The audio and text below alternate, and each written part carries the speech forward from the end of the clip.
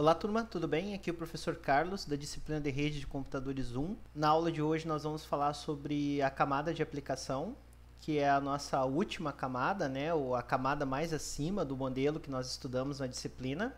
O intuito dessa aula, então, é que nós expliquemos como as funções da camada de aplicação, a camada de apresentação e a camada de sessão funcionam juntas para fornecer os serviços de rede necessários para os aplicativos finais dos usuários, né? Também é o objetivo dessa aula explicar como esses aplicativos do usuário final operam em uma rede cliente-servidor e também como esses aplicativos funcionam em uma rede ponto a ponto. Além disso, eu vou passar para vocês então alguns protocolos, como o protocolo web e o protocolo de e-mail funcionam. Nós também vamos discutir os protocolos DHCP e DNS. Além disso, nós também vamos falar sobre protocolos de compartilhamento de arquivos, né, como eles funcionam. Então, vamos iniciar falando sobre a camada de aplicação, a de apresentação e a de sessão. Essas três camadas, elas são as camadas mais acima do modelo OSI, né? Então, juntas elas formam a camada de aplicação no modelo TCP/IP. Então, percebam que no modelo OSI nós temos as três camadas superiores sendo, respectivamente, a camada de aplicação, de apresentação e sessão. E essas três camadas elas são unidas, né? Elas formam uma única camada no modelo TCP/IP. Essa camada, então, a camada de aplicação, ela fornece a interface entre os aplicativos usados para comunicação e a rede subjacente. E é por meio dessa camada que as mensagens são transmitidas, né? As mensagens das aplicações dos usuários são transmitidas para as camadas inferiores. Alguns dos protocolos mais importantes, mais conhecidos dessa camada são o HTTP, o HTTPS, né? O FTP, o TFTP, o IMAP e o DNS. Nós vamos falar na sequência da aula um pouco mais sobre cada um desses protocolos. Vamos falar um pouco mais também da camada de apresentação e a camada de sessão, né? Então, a camada de apresentação ela tem por objetivo formatar ou apresentar os dados no dispositivo de origem, um formato compatível, né, para recebimento desse dispositivo de destino. O objetivo da camada de apresentação também é realizar uma compactação dos dados, né, de forma que eles possam ser descompactados pelo dispositivo de destino. Tá? Vai ficar um pouco mais claro esse conceito à medida que nós falarmos sobre alguns dos protocolos típicos da camada de apresentação, né, protocolos que são amplamente conhecidos. E além disso, esses protocolos da camada de apresentação, eles também têm por objetivo criptografar os dados para transmissão, né, e decriptografar quando esses dados são recebidos no host de destino. Tá? Então, na camada de apresentação, a gente tem alguns protocolos bastante conhecidos, né? Aqui na figura à direita eu coloquei alguns desses protocolos para vocês. Então, nós temos ali o protocolo MKV, que é um protocolo utilizado para vídeo.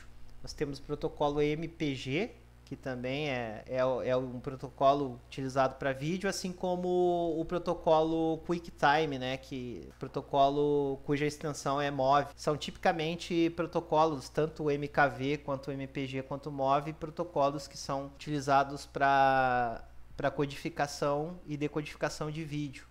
Protocolos que a gente está acostumado a utilizar. E são protocolos, são exemplos de protocolos da camada de apresentação. Além disso, a gente tem outros protocolos, como o protocolo GIF, o JPG, o PNG, que vocês também já estão bastante acostumados, são protocolos utilizados para arquivos de imagem. Tá? Então, são exemplos de protocolos da camada de apresentação. Já a camada de sessão, então, tem por finalidade, né, criar e manter diálogos entre os aplicativos de origem e destino.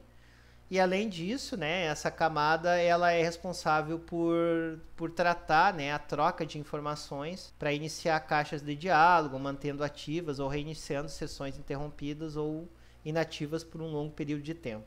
É importante a gente destacar, antes de a gente falar um pouco mais sobre a camada de aplicação no modelo TCP/IP, que essas três camadas, né, que nós discutimos anteriormente, elas no modelo OSI se confundem muito, elas têm nos protocolos muitas funções que se confundem entre essas três camadas. Então, por isso que é muito mais utilizado o modelo de uma única camada, né, que é a camada de aplicação que a gente utiliza no modelo TCP/IP, porque as funções dessas três camadas elas se perpassam, elas se confundem, né?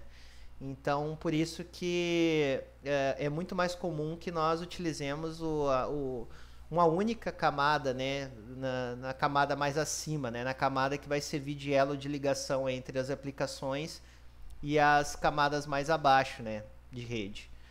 Então, por isso que a gente costuma agrupar essas três numa única camada, que é a camada de aplicação, né? A camada mais típica do modelo TCP/IP. Então, essa camada, a camada de aplicação, né? Ela especifica o formato e as informações de controle que são necessárias para muitas funções que são de comunicação que são utilizadas na internet. Essas funções são utilizadas por dispositivos de origem e de destino durante a comunicação. E para que essas comunicações elas possam ser realizadas com sucesso, esses protocolos dessa camada, da camada de aplicação, eles são implementados tanto no host de origem quanto no host de destino, tá? Então tem que ter uma compatibilidade. A gente tem que ter protocolos compatíveis, né, dos dois lados na comunicação, tanto na origem quanto no destino. Na sequência ali eu coloquei 3 exemplos de protocolos da camada de aplicação que são extremamente importantes, tá? São protocolos que a gente utiliza quando a gente está usando a internet, né? Que são os protocolos DNS, que é o Domain Name System, que é um protocolo para realizar a conversão, né, de endereços IP em nomes, né, nomes que facilitam muito mais a navegação na internet. Esse protocolo ele tipicamente utiliza o TCP, com o cliente o DP e a porta que ele utiliza é 53. Esse protocolo, então, ele tem por finalidade converter nomes de domínio, né, como exemplo cisco.com. Esse protocolo ele tem por objetivo fazer a conversão, né, de endereços IP em nomes de domínio, que facilita bastante a utilização de sites na internet, por exemplo. Outro protocolo bastante utilizado, protocolo importante, é o DHCP, tá? É o protocolo de configuração de host dinâmico. Esse protocolo, o cliente dele geralmente utiliza o DP na porta 68, né? E no servidor na porta 67. E o objetivo desse protocolo é atribuir dinamicamente endereços IP para serem utilizados, né, pelos computadores. Então é como se você colocasse um equipamento na rede e você não tivesse que configurar manualmente o IP, né? Essa configuração de IP ela vai ser realizada dinamicamente por esse protocolo. E por fim, a gente tem o protocolo HTTP, que é um protocolo tipicamente utilizado na web, né, que realiza a transferência de hipertexto. Então, é um protocolo que geralmente é utilizado na porta 80 ou na porta 8080, né, TCP. E esse protocolo, então, ele tem um conjunto de regras para troca de textos, imagens, gráficas, sons, vídeos, né, ou seja, arquivos multimídia que são utilizados no www. Vamos falar então um pouco agora sobre redes do tipo cliente-servidor e redes do tipo ponto a ponto. Então, redes cliente-servidor, nós vamos ter então um equipamento ou vários equipamentos que vão ser os clientes e nós vamos ter um equipamento que vai ser o servidor.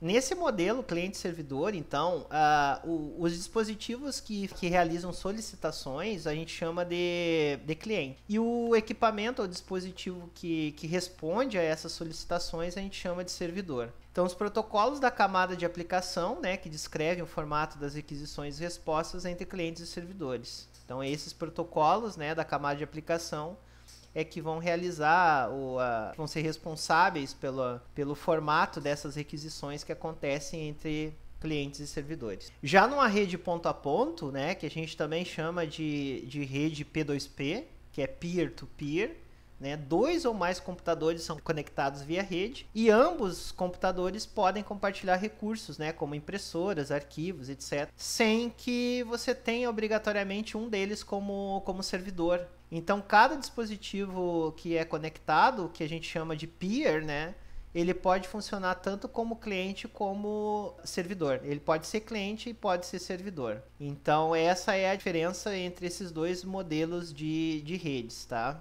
As funções de cliente e servidor são definidas de acordo com a requisição. Então, você pode fazer uma requisição solicitando um serviço, né? Solicitando um outro equipamento, e essa requisição que vai caracterizar, então, esse equipamento como naquele momento ele sendo um cliente, tá? Ao invés de ser um servidor. Agora, se ele recebe uma requisição de serviço ou coisa similar de outro equipamento, então, nesse momento, esse equipamento ele vai estar atuando como um servidor nesse modelo de rede ponto a ponto. Aplicações ponto a ponto, então, exemplo de aplicações ponto a ponto, o P2P, né? Esse tipo de aplicação, então, permite que um dispositivo atue como cliente e servidor na mesma comunicação. E é importante a gente destacar que existem alguns aplicativos que funcionam num sistema híbrido, né? Ou seja, ele tem uma parte que é cliente-servidor, que é modelo cliente-servidor. Geralmente, essa parte é quando você tem alguma indexação, né? Ou, em algum momento você tem que acessar um servidor para buscar alguma informação, e esse servidor vai te retornar essa informação. E a partir desse momento, então, ele funciona como P2P. Então, aqui na figura eu coloquei um exemplo típico, né? Aplicações como exemplo o WhatsApp, né? O WhatsApp, ele busca informações de cadastros dos usuários nos servidores, né, do WhatsApp. Então, nesse momento, o WhatsApp ele é modelo cliente-servidor. A partir do momento que ele tem essas informações que estão indexadas em um servidor, então, a partir desse momento, a comunicação ela funciona P2P. Então, por exemplo, você pode estar com o seu WhatsApp lá, você solicitando um arquivo, né, de outro host, né? Por exemplo, um arquivo de texto, uma imagem, vídeo. Então, nesse momento, o WhatsApp ele vai funcionar como cliente, e o WhatsApp do outro lado vai estar funcionando como servidor. E no momento que você, por exemplo, enviar um arquivo para esse usuário, né, um arquivo de texto, áudio, vídeo, né, para esse outro usuário que você está se comunicando. Então, nesse momento, o teu WhatsApp vai estar funcionando como servidor, e o WhatsApp do outro lado que está comunicando com vocês vai estar funcionando como cliente. Então percebam que existem aplicações que funcionam nesse modelo híbrido, né? Elas em algum momento elas são cliente-servidor, e no momento seguinte elas se tornam P2P. Então, alguns exemplos de aplicações também P2P bastante típicas, bastante comum, que nós geralmente utilizamos, né? BitTorrent, Direct Connect, eDonkey, Freenet. Então, são exemplos de aplicações também que são P2P. Vamos falar então um pouco sobre os protocolos da web e protocolos de e-mail. Protocolos de transferência de hipertexto, né, e linguagem de marcação de hipertexto, né, o nosso protocolo conhecido, o HTTP. Então, esse protocolo, ele por meio de um endereço da web ou URL que é digitado no navegador, né, a partir desse momento, esse protocolo ele estabelece uma conexão com um servidor da web. Esse servidor, ele está em execução, né, e utilizando o protocolo HTTP. Então, para entender melhor um pouco o funcionamento do HTTP, eu vou apresentar para vocês um passo a passo ali na sequência, né? Então, o passo 1, né? O navegador interpreta como 3 partes essa URL que é digitada no navegador. Então, a primeira parte é o HTTP, que é o protocolo. A segunda parte é o nome do servidor, né, onde está localizado aquele site, né? Então, o nome do servidor tipicamente é composto pelo www. O nome do site.com. E na sequência, né, geralmente a partir do .com a gente tem um endereço, né, que aponta para o nome do arquivo que está sendo requisitado.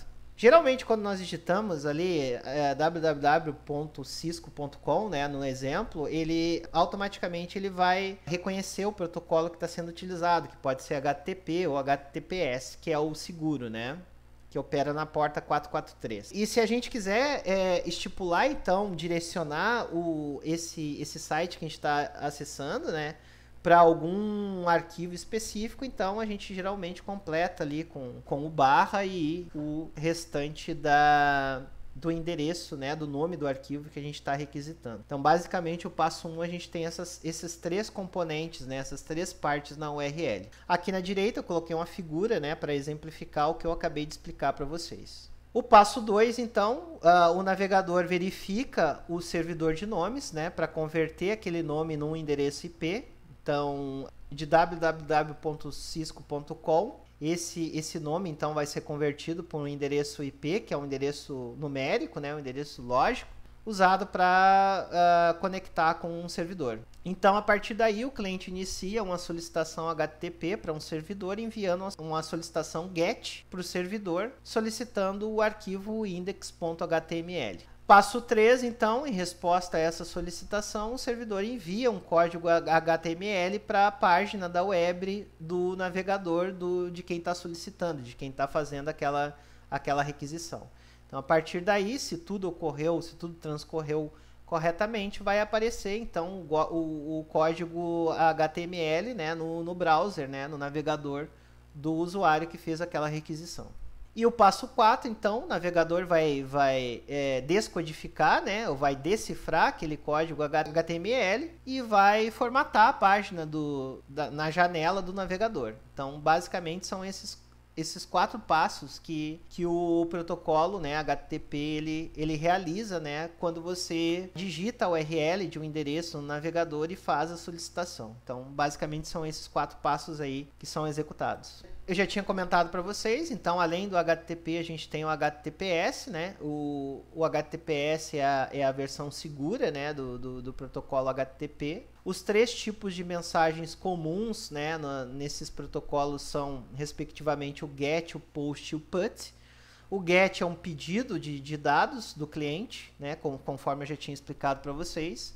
O POST é o carregamento dos arquivos de dados no servidor da web, né, por exemplo, como dados de um formulário.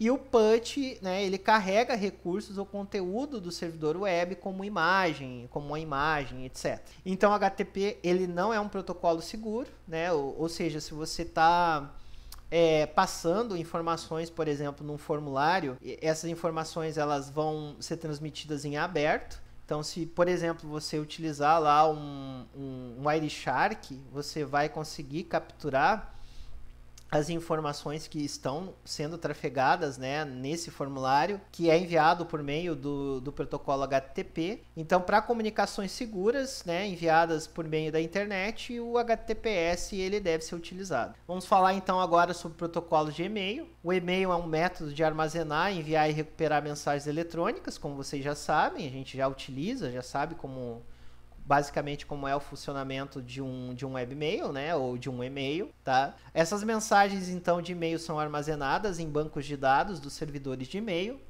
e os clientes de e-mail se comunicam com esses servidores, né, para enviar ou receber esses e-mails. Alguns protocolos que são utilizados, a gente pode citar o SMTP, que é o Simple Mail Transfer Protocol, que é utilizado para enviar e-mail, e o protocolo Post Office Protocol, que é utilizado para receber e-mails. Além do POP, a gente tem um protocolo que é bastante utilizado atualmente, que é o protocolo IMAP. Tá? IMAP de Internet Message Access Protocol. Tá? Que ambos protocolos, tanto o POP quanto o IMAP, são utilizados, né, para receber e-mails. Então, qual que é a operação, como que é o funcionamento desses protocolos, né, basicamente? Quando um cliente de e-mail envia um e-mail, né, o processo do protocolo SMTP do cliente se conecta com o processo SMTP do servidor. Geralmente, eles se conectam por meio da porta 25, o que não quer dizer que vocês não possam trocar essa porta, mas tipicamente a porta que é utilizada é a porta 25. Depois que a conexão é realizada, então o cliente tenta enviar um e-mail para o servidor por meio dessa conexão que foi aberta. Foi estabelecido. Quando o servidor de e-mail então recebe essa mensagem, ele coloca em uma conta local, tá? Se o destinatário for local, ou encaminha essa mensagem para outro servidor de correio, tá? Para poder entregar esse e-mail. O servidor de e-mail então de destino pode não estar online, né? Ou seja, pode estar ocupado. E nesse caso, então, o SMTP coloca numa espécie de spool essas mensagens, né, para que elas sejam enviadas posteriormente. Tá? Detalhe importante, eu coloquei uma observação ali, que os formatos de mensagem no SMTP exigem um cabeçalho de mensagem. Então, o que seria esse cabeçalho de mensagem? O endereço de e-mail do destinatário e o endereço de e-mail do remetente. Tá? E, além disso, também o SMTP ele exige um corpo da mensagem. Então, isso é uma observação importante desse protocolo SMTP. Já o POP, né? O POP ele é usado como uma aplicação para receber, né? Para recuperar esses e-mails de um servidor. Quando um correio é baixado, então, do servidor, né? Para um cliente que está utilizando o protocolo POP, né? As mensagens são excluídas do servidor. Essa informação é bastante importante, né? Que o POP você não consegue armazenar essas mensagens no servidor, tá? Então, como que é o funcionamento do POP? Né? O servidor inicia um serviço, né, utilizando esse protocolo para escutar de forma passiva a porta TCP, geralmente a porta 110, tá? Por requisições, né, de conexão dos clientes. Quando um cliente deseja utilizar o serviço, então ele envia uma requisição para estabelecer uma conexão TCP com o servidor. Quando essa conexão é estabelecida, então o servidor POP envia uma saudação e o cliente e o servidor POP, então, a partir desse momento, trocam comandos e respostas até que a conexão seja encerrada ou cancelada.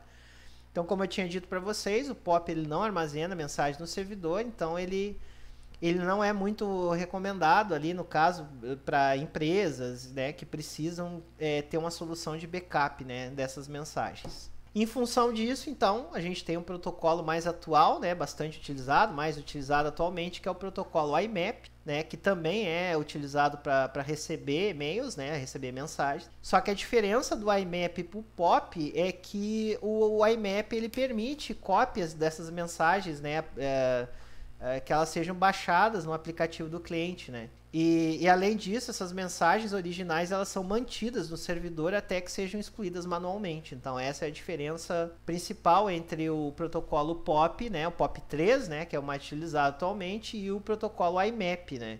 Então o IMAP ele te permite manter essas mensagens no servidor até que você vá lá e exclua manualmente. Tá? Vamos falar então agora sobre serviços de endereçamento IP. Então a gente já falou brevemente sobre o DNS, né? Então os nomes de domínio eles foram criados para converter endereços IPs que são numéricos em nomes mais fáceis, né, mais reconhecíveis, mais simples de entender. Então nomes de domínio totalmente qualificados, que a gente utiliza a sigla em inglês, o FQDNs, né? Por exemplo, www.cisco.com, eles são muito mais fáceis da gente digitar num browser, né, no navegador, do que a gente lembrar de um endereço numérico, né? Por exemplo, 98.133.219.25. Então é muito mais fácil a gente assimilar o nome do que ter que memorizar um endereço IP, tá? Então o protocolo DNS ele define um serviço automatizado que compara esses nomes de recursos com o endereço numérico, tá? E além disso o DNS ele inclui formatos de consultas, respostas e etc. Então, qual é o formato de uma mensagem DNS, né? O servidor DNS ele armazena diferentes tipos de registros, tá? Para resolver nomes. Esses registros, então, eles contêm o nome, endereço e o tipo do registro.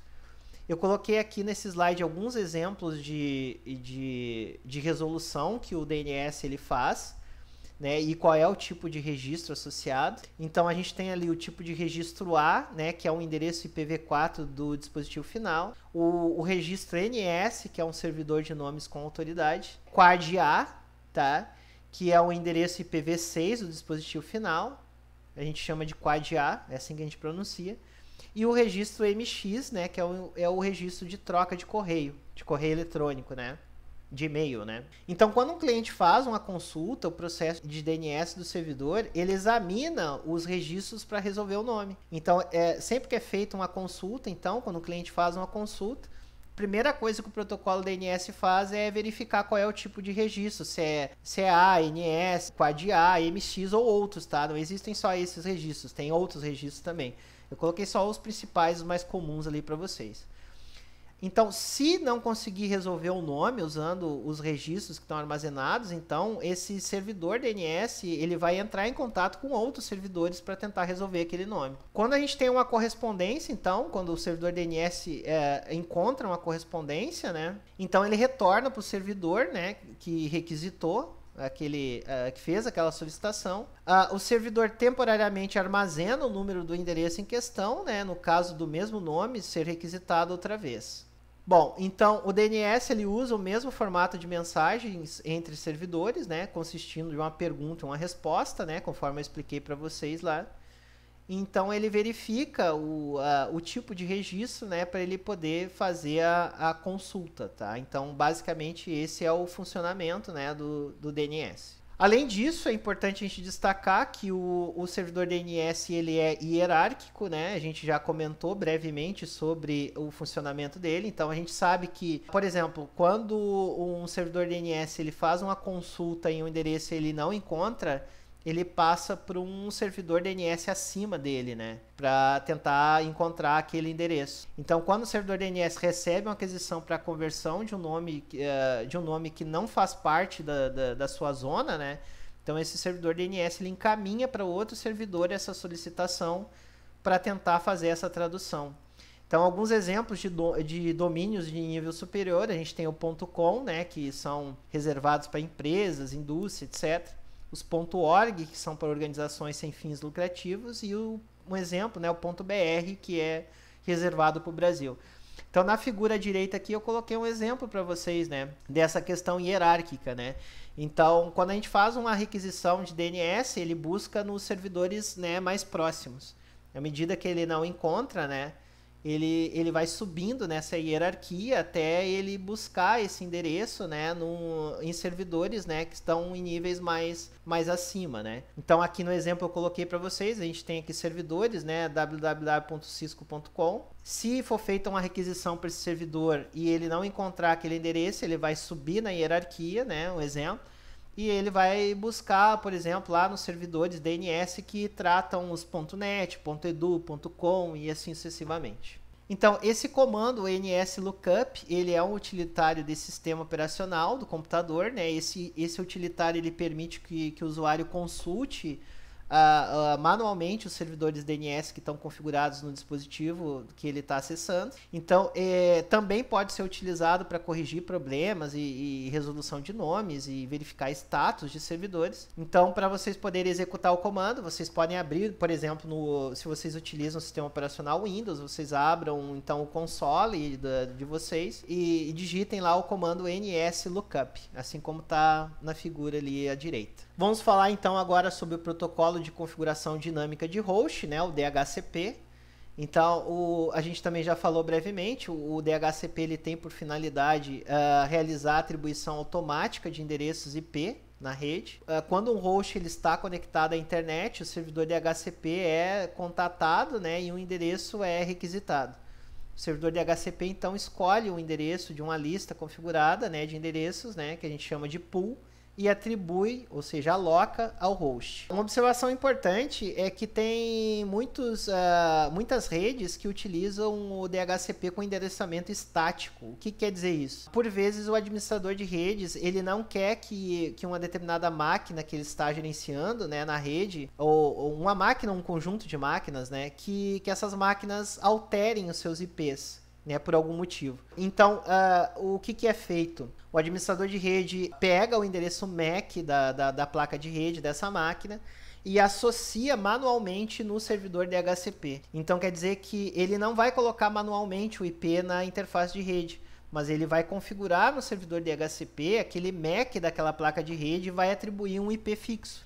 Então, quer dizer que sempre que essa máquina ela for ligada e estiver conectada a essa rede, por mais que ela não esteja com IP fixo, ela vai sempre receber aquele endereço IP que está atribuído lá no servidor DHCP. Então, isso geralmente é utilizado para que você tenha um gerenciamento melhor da tua rede. Por exemplo, uma máquina que é utilizada lá no departamento pessoal, que tem IP, um exemplo, 92.68.0.10. Essa máquina ela sempre vai ter esse endereço IP. Se você realizar essa configuração no DHCP, associando o endereço lógico ao MAC, né, da placa de rede. Uma outra observação importante, né, o DHCP para IPv6, a gente tem o protocolo DHCP v6, então não é o mesmo protocolo que a gente utiliza então para... Não é a mesma versão de protocolo que a gente utiliza quando estamos numa rede IPv4. Outro detalhe importante, né, é que o DHCP versão 6 não fornece endereço de gateway padrão, tá? Diferentemente do DHCP que é usado para o IPv4. Isso só pode ser obtido dinamicamente a partir da mensagem de anúncio do roteador. Então, na versão 6 do DHCP, ele não atribui o gateway padrão da rede. Okay? Isso o próprio roteador é que tem que ser responsável por realizar quando você está utilizando IPv6. E o DHCP versão 6, consequentemente. Então, como funciona o processo, né, de descoberta, né, ou de atribuição de IP dinamicamente no protocolo DHCP? Então, quando um dispositivo configurado com IPv4, né, o DHCP ele é inicializado, né, quando essa máquina é conectada na rede, o cliente vai transmitir uma mensagem de descoberta DHCP, que a gente chama de DHCP Discover, para identificar quais servidores DHCP estão disponíveis na rede. A partir daí, então, o servidor DHCP ele responde com uma mensagem DHCP Offer, né? Ou seja, ele está oferecendo uma alocação a esse cliente, né? Que disparou o DHCP Discover, tá? Se por acaso o cliente ele receber mais de uma oferta de DHCP, ou seja, quando você tem vários servidores DHCP na rede, o cliente, então, essa máquina, ele vai escolher um desses servidores DHCP, né? Qual IP que ele vai aceitar. O cliente vai enviar uma mensagem de solicitação, né? Que a gente chama de DHCP Request para o servidor, tá? Solicitando, né? Ou seja, aceitando essa oferta que foi realizada pelo DHCP. Em seguida, então, o servidor DHCP vai retornar uma mensagem de confirmação, que a gente chama de DHCP PAC, que vai confirmar ao cliente, então, que aquela concessão de IP foi realizada, tá? Importante destacar que se a oferta não estiver mais válida, então o servidor selecionado vai responder com a mensagem, né, de confirmação negativa, que a gente chama de DHCP NEC. Então, e aí o processo né, ele vai ter que começar com uma mensagem de DHCP Discover de novo, né? Então, o cliente vai ter que disparar, se foi negado, né, porque expirou aquela comunicação, então o cliente, né, a máquina cliente vai ter que disparar novamente uma mensagem de DHCP Discover, tá? Então, basicamente, são essas informações que são importantes. Mais uma observação final, né, no DHCP versão 6, então, né, o conjunto de mensagens é parecido com o DHCP na versão 4, só que as mensagens DHCP na versão 6 são os Solicit, Advertise, Information Request e Reply. O nome das mensagens que são disparadas, né, que acontecem na versão 6 do DHCP, tem nomenclaturas diferentes em relação à versão 4, mas o funcionamento basicamente é o mesmo. Vamos falar então agora sobre serviços de compartilhamento de arquivos. A gente tem o protocolo de transferência de arquivos, bastante conhecido, que é o FTP, né, que é o protocolo que vários de vocês já utilizaram, com certeza. Ele foi desenvolvido então para possibilitar a transferência de arquivos entre cliente e servidor. A comunicação, né, o funcionamento do FTP, basicamente ele inclui as etapas que eu vou falar a seguir.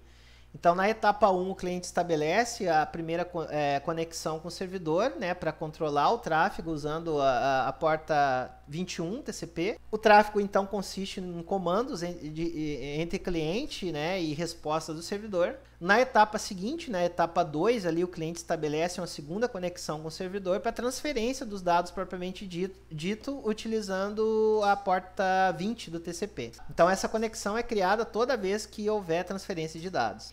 E a etapa 3, então, a transferência de dados pode ocorrer em qualquer direção, né? O cliente pode baixar dados do servidor ou o cliente pode fazer upload, ou seja, enviar informações para o servidor. Detalhe importante, antes de nós falarmos sobre o protocolo SMB, que é um protocolo de mensagens do servidor, eu acabei esquecendo de comentar com vocês que a gente tem o TFTP, né? Eu acho que eu falei no início da aula. Então, o TFTP, ele vem de Trivial, né? File Transfer Protocol. E esse protocolo, o TFTP, é um protocolo que não exige aquela primeira etapa, que é a etapa de autenticação que eu expliquei anteriormente para vocês.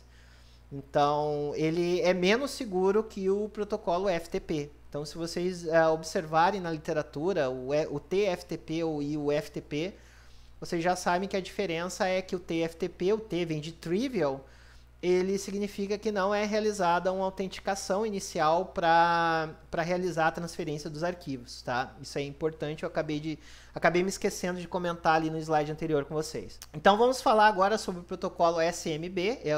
SMB vem de Server Message Block. Então esse protocolo ele é utilizado para compartilhamento de arquivos, cliente-servidor. Para quem está acostumado a utilizar o Linux, né, sabe que o SMB, né, a gente utiliza o Samba, né, para fazer o compartilhamento de arquivos cliente-servidor. Tanto que a gente pode utilizar o SMB, né, o Samba, para compartilhamento de arquivos entre Windows e Linux, tá? Isso é bastante comum. Esse protocolo SMB, então, ele basicamente tem as três funções, né, que são iniciar, autenticar e encerrar sessões, controlar o acesso, né, de arquivos a impressoras, né, e permitir que uma aplicação envie ou receba mensagens de outro dispositivo. Diferentemente, então, do FTP, né, os clientes estabelecem uma conexão de longo prazo com servidores. Então, o FTP a gente estabelece uma conexão, cada vez que a gente precisa enviar ou receber arquivos, a gente tem que fazer uma conexão. Já no protocolo SMB, né, isso não é necessário, tá? Então, depois que uma conexão é estabelecida, o usuário cliente pode acessar recursos no servidor e fazer troca de arquivos, né? Então, essa basicamente é a diferença, né, da utilização do protocolo SMB em relação ao FTP. Então, acredito que era isso que eu tinha para passar para vocês sobre a camada de aplicação. Então, eu deixei algumas atividades para vocês realizarem. Essas atividades a gente vai discutir e fazer a correção no encontro ao vivo. Além disso, tem alguns materiais complementares no SIGA-AU. Espero que vocês acessem, que vocês verifiquem. Um abraço e até a próxima aula.